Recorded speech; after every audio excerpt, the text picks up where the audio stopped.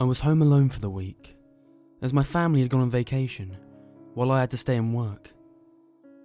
It was around 2 a.m, and I'd stayed up to watch a scary movie in the dark, in my basement. I was intent on really scaring myself, and seeing how far into terror I could really go, while still knowing I was safe in my own home. It was then that I heard pounding footsteps on the first floor. This was a common, annoying occurrence when my family was home. Every time they passed through the front hallway, past the basement door, I heard their footsteps. This time, fear immediately shot through me at the sound. My reflex was to turn the television off immediately.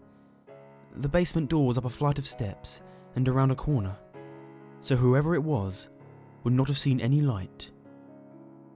I heard the basement door handle click and turn as I sat in absolute darkness. I moved slowly so as to be absolutely silent and crawled behind our large television. As I passed it, inch by inch, I noted with panic that its black screen still dimly glowed. I heard footsteps coming down the carpeted but creaky stairs. I froze in my hiding place, listening. For many long minutes, I heard nothing. Had the intruder seen the television's afterglow, or had it faded in time? Was he standing in the pitch dark, listening for me?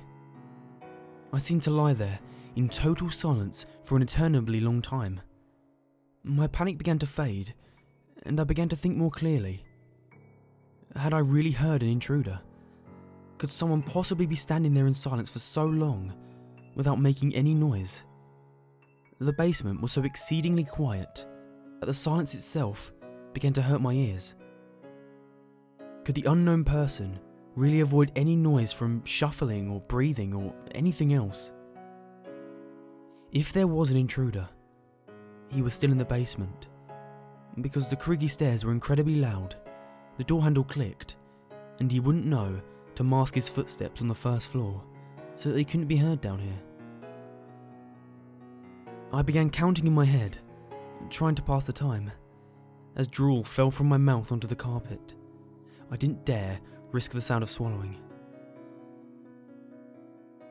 I reached 60 seconds once, twice, 30 times, 60 times. By now, my fear had faded, and I was more confused than anything. I estimated I had been crouched in the absolute black for almost 2 hours, and had still heard nothing. If there was an intruder, none of this made sense. Finally, I decided I'd have to make a move. If I did nothing, eventually the sun would come up and shine in through the small basement windows. And worse, I began to smell something horrible and cloying. Slowly, ever so slowly, I began inching my way towards the stairs by way of the walls. If someone was standing there in the dark, I should be able to go around them, then make a break up to the stairs. Meanwhile, the horrible odour grew stronger. Had something died down here in the night? No living person would smell like that. Terrible images of some sort of corpse monster listening for me in the dark erupted in my thoughts, and I moved as fast as I could without making a sound. Just as I finally approached the stairs, there was an enormous clatter, as if something falling or collapsing on the floor.